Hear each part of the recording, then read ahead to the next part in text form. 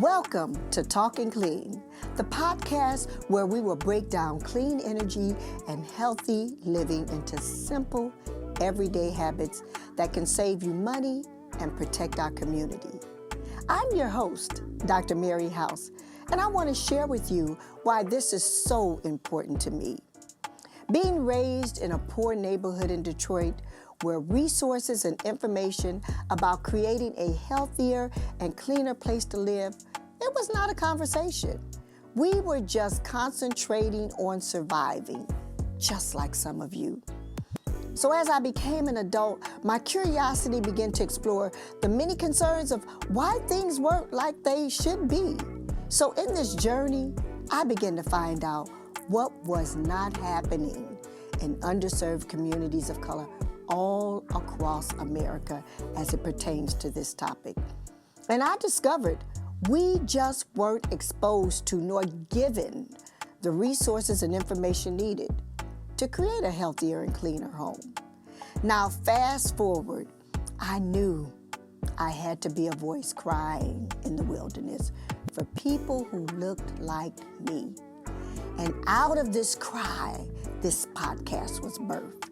And together, we're going to explore practical tips, local resources, and inspiring stories that empower our families and communities to live cleaner, greener, and healthier lives.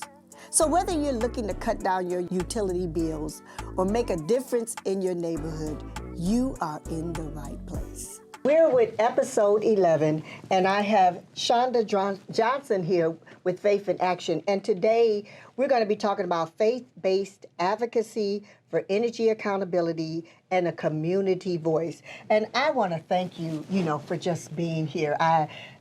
We similar here because of our belief and the faith community, Shaunda. And I just think what team this is today. And so first, give us some information on Faith in Action Nevada. Yeah, so Faith in Action Nevada is a multi-faith statewide organization. Mm-hmm. We actually organize with people of faith to not just respond to the problems in our communities, but to build people power so that we can transform the systems that are affecting our everyday life. Now, first of all, look into that camera and say what you just said, because you know what? I want the audience to hear what you just said, because we have a lot of you guys that are faith believers, and you're watching this, and you don't even understand there's an organization that can empower you and assist us with advocating. Say that again. Yeah. Faith in Action Nevada is a multi-faith statewide organization that organizes with people of faith to not just respond to the problems that are impacting their communities, but to actually build the people power that we need to transform and change the systems that are causing us harm on a day-to-day basis. And that is so powerful. I almost feel like, and by no means, let me just say this, am I comparing us to Reverend Jesse Jackson or Dr. Martin Luther King, but they were faith leaders who impacted the community. Yes. And that baton has to keep going. And I believe really, even through your organization and what you do, I believe you're touching the next Dr. Martin Luther King Jr. Amen. Speak it into existence. I believe that. I believe you're touching the next Reverend Jesse Jacksons that are here in Nevada, that will stand for what we believe. And so tell us some about the work that you have already done. Yeah, so our work really centers those who are most impacted by issues, especially when we're talking about clean energy right now. So the environmental justice that have impacted our communities for a very long time. And we actually do deep listening with them to actually see how are these issues impacting families? And then we're teaching them the tools of organizing so that they're able to navigate the systems, right? A lot of times we tell folks to show up, right, and make their voice heard, but if they don't actually know how to do that effectively, then they become observers, not participants. Absolutely. And so our work is really, how do we teach folks how to engage in the public arena to transform our systems and right, allow them the opportunities to do that. So we've been a part of all the things you're a part of, right? Yes, absolutely. The PUCN meetings, Yes. dealing with the ever increasing utility rates that are causing folks to choose between medical bills, paying utility bills. It's really become extremely burdensome for many families across Nevada. Yeah. Now I'm going to say, I want you all to comment and just put something in the comment about, did you even know a Faith in Action existed? You know, Probably did you not. know that somebody could empower you? There's an organization that empowers you so that you know how to properly have a voice when it comes to the Public Utility Commission or even the legislation. Yeah. There are bills and things happening here in the state of Nevada, and we're not involved. And you're saying, but I want to get involved, but I don't know how to get involved. And, you know, but, what if I make, don't say the right stuff? You know, sometimes we talk ourselves down, because that's what we do, right? Yes, So, yes. But then those of us who say, I'm just going to say it, all right? However it comes out, I'm saying it because I want to be a voice. Make sure you put in the comments how you want to get involved, and we're going to respond to those comments, and I'll make sure that Shaunda gets that information, that we make sure that you are part of what is happening right here in your community. You need to comment. And then, again, you need to pause this podcast and go call everybody in. We got to watch this. Y'all know how we do. Let's have a watch party. Y'all watching everything else. Watch something that's going to benefit your home. Yes. And so, Shaunda, what is your take on the faith community as it pertains to this clean energy and affordability? My take. She said, my take is that we need to be in the conversation. So much of the utility companies, the regulators are hearing from lawyers, they're hearing from industry representatives, but they're not hearing from people who can actually put faces and names to the struggles, right? To the policies that they're passing, to how that actually impacts folks. And I feel like people of faith are primed to be that voice in the room that makes this a moral issue, right? Right. When we raise rates, we're impacting the quality of life that people get to live. And if we're not in the room, this becomes, right, a very technical conversation, but not Absolutely. one that's real about how people are being impacted by these decisions. we're not being represented. Exactly. And so, we can sit on the couch, do what you do, and complain, or you can get involved. Get involved. So, hear me. Stop being a complainer and talking about, my bill, my electric bill so high. Girl, how was your bill? You know how we do. Yes. Girl, how much was your bill last month? Yeah, too much. Exactly. But what you gonna do? And then you said, so ain't nobody gonna listen to me? Ain't nobody gonna listen to me? Yes, they will. We do. And again, we're so great with numbers. I think one of the things that I love about equal rights, civil rights movement was Dr. Martin Luther King had a movement. Yeah. It wouldn't have been a movement by itself. If it was just him and Coretta King, that ain't no movement. Right. that was two people walking together, right? Yeah. People power is our answer. Yes. And you know what? When we put our minds to something, there's no stopping us. we can go. And I think, I know with Faith in Action, if we can take, again, I even love what is called faith in action. Because, even the Bible says faith without works is dead. It is. So we're talking about all of this stuff, but where is our faith with our action? Yes. And how do we get behind an organization that says, hey, let's do this thing together? We might have to do peaceful protests. Yeah. Yeah. Come on, And I know it's kind of scary in America today for communities of color, because there's, I don't want to die. Yeah. I don't want to die. And so, then that's why you hear me say, I don't want to die. I just shut up because at least I can be alive and quiet. Yeah. But that's not working. That's what they want you to do. Yeah. So, maybe, Shaunda, how can you maybe stir somebody up right now to get moving, to put their faith in action? Yeah. Well, I think about this as we're building an army, right? And everybody in the army does not have the same responsibility. Absolutely. So we need the strategists. We need the, folks on the front line. We need those who are, managing and putting, folks in different spots. So it won't cost you your life, right?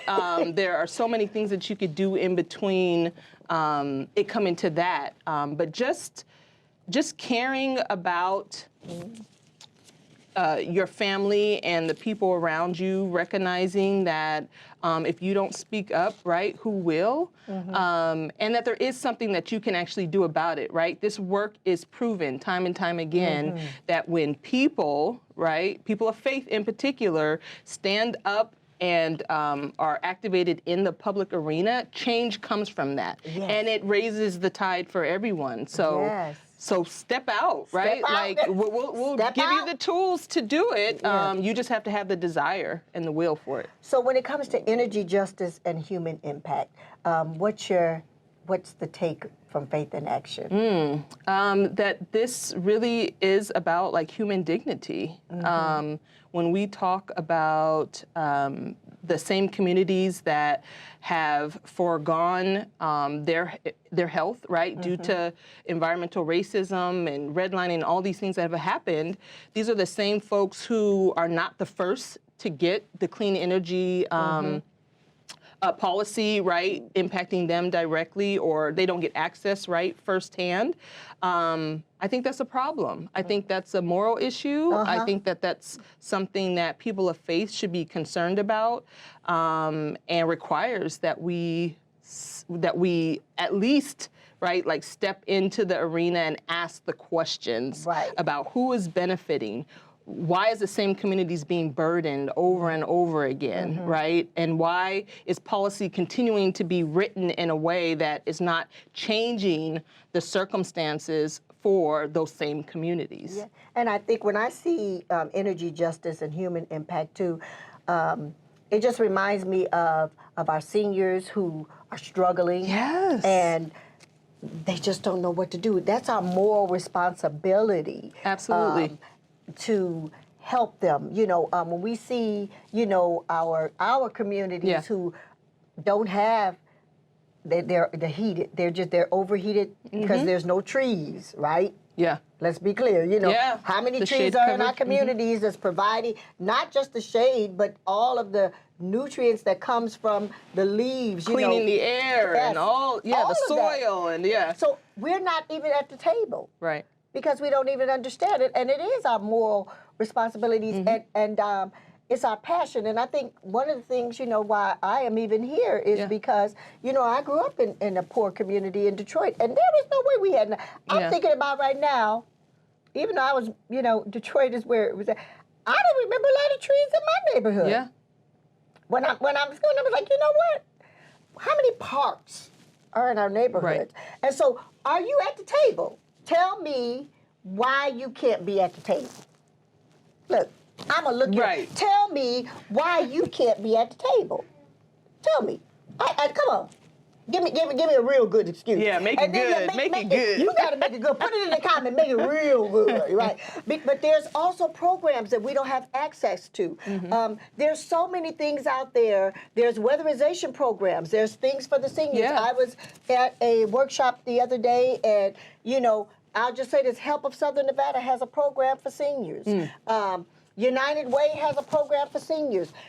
Are you all part of those programs if you're a senior? Can you get access?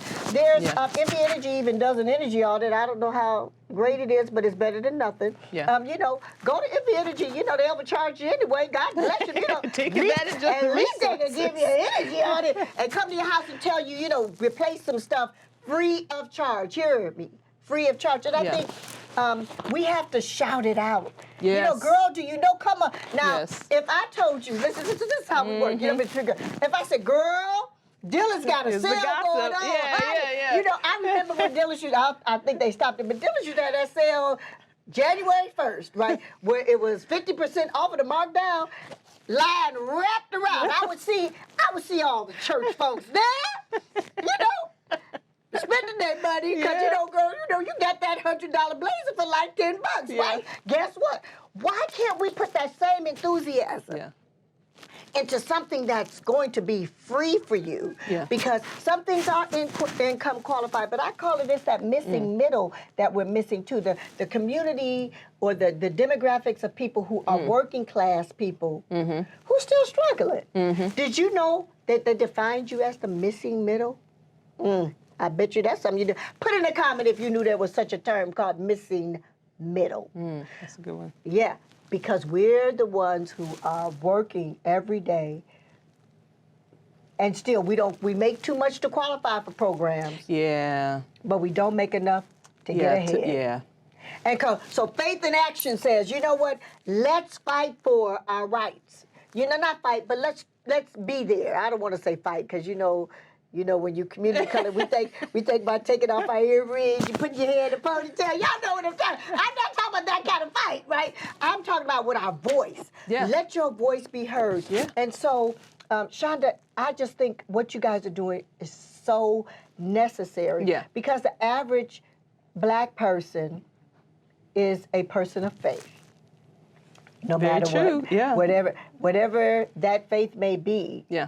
So why can't we put our faith in action? Would you want to go talk about a little about utility accountability through a faith lens? Ooh, well, as I mentioned, the policies are need a moral framework, right? If this just becomes about megawatts and kilowatts and all of that stuff, right? We're not actually talking about real people. And so it's important that we do recognize that there are folks who are literally facing life and death, right? By rising utility costs, by decisions that are being made by folks who don't understand the living conditions of the folks who are most vulnerable.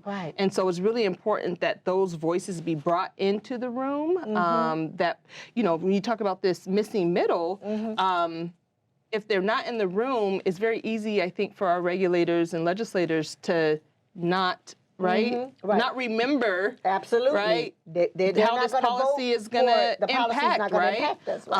And when you think about our legislators, right, who their constituency is, we have to show them that we are a part of the constituency that they need to represent, right, when they're in office. And so there's a lot of work to be done on that. I think it's not just our fault, right, the impacted folks. I think there is intentionality, right, in a system that works to make sure that people are so burdened that they can't, right, be as aware as they could be with knowing all the things that are happening, who's making the decisions, right? And I think that's part of our work.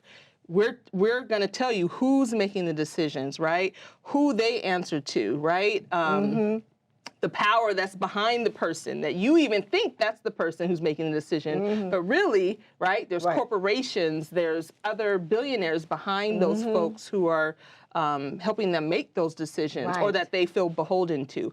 We, as the people most impacted, need to say, no, you are beholden to us, right? And as we learn the system, we learn why decisions are being made, then we can actually transform them and make sure that they're held accountable to our needs, not folks we don't know. That right there. Okay. Yeah. Now, what would you give the community a call to action? What type of call to action would you like to tell them? What's the next step? Well, already Nevada NV Energy has raised rates, right? Tomorrow, Southwest is planning to raise rates. So if you have the time, show up to tomorrow's consumer hearing, where they're going to be talking about raising the rates for your gas. Another burden, right, for people already dealing with far too much. But beyond that, on the broader context, I think the call to action is for us to, like you mentioned, be just as excited about this work and making sure systems are working for us as we are about the sales and the, right, and the consumerism, right? Like, let's actually, like, be present Let's actually bring a family member, bring a neighbor. Carpool. Yes, fill up your car. yes. This is not going to change unless we step into the arena and contest for the power to change it. And you have an ally in us, a partner in us that will help you understand that system, how to navigate it, how to advocate, and how to make change. So how would someone get in touch with Faith in Action Nevada? Yes, you can go to our website, faithinactionnv.org. There you can sign up to join us. An organizer will reach out to you and set up some time to talk to you, find out the issues that are impacting you and your family and community most. And then we'll plug you in to the different teams that we have that are working on different issues. Right now, obviously, high energy costs is a big one. So the environmental justice piece is something that we're really focusing on, but also housing, also other economic justice issues. But yeah, go to our website. You can reach us. Can I say the phone number? Yes, absolutely. We're still using our Northern Nevada phone number, but again, we're a statewide agency, 775-440-1662. If you call that number, then you'll reach us and we'll connect you. All right. We have Shaunda, who's here from Faith in Action Nevada, and it's just always a blessing to have you and to hear you and to support what you do. And again, don't forget the call to action. And remember, invite a collaboration. That's something I want you to do between faith communities. Collaborate with another faith community and get some advocates in that community. And let's be among the policy makers to build solutions. It's time for us to build solutions. So let's do this together. You know, together we can stand, you know, we can hold each other up. And so if I'm weak or I'm kind of getting, you know, where I'm weary, I got Shaunda who's saying, girl, I got you. And if Shaunda's getting weary, Shaunda, I got you. And because 9 times out of 10, both of us aren't going to be weary at the same time because it usually hits differently. Don't let your neighbor and your community in which you live and the church in which you go to be, I hate to use the word a victim, but I'll say a survivor of this environmental justice that's been going on. Let's wake up. As I told you, stay woke. Because you know what? You're sleeping on something and it's costing you. Amen. So again, Shaunda, thank you. Thank you. So much. It is always a pleasure. And I'm so glad that I have an opportunity to have this podcast. And again, share it. Share it with your neighbors and your friends and have a watch party. And I want to thank you guys for listening. Thank you for joining me on this episode of Talking Clean with Dr. Mary House. Remember, every small step towards cleaner living adds up to a big difference for your home, your wallet, and our community. So if you enjoyed today's conversation, be sure to subscribe. Share this episode with a friend and connect with us online for more clean energy resources. Just remember to think green and keep talking clean.